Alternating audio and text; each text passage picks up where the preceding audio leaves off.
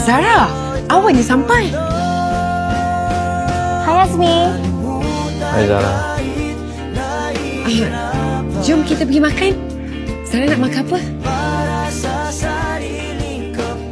Kenapa ni? Macam marah je. Tak ada apa-apa lah. Sarah cuma lapar je. Oh, kau lapar? Jomlah kita pergi makan. Jom. Sekejap. Sebenarnya saya ada benda nak bagi kat awak.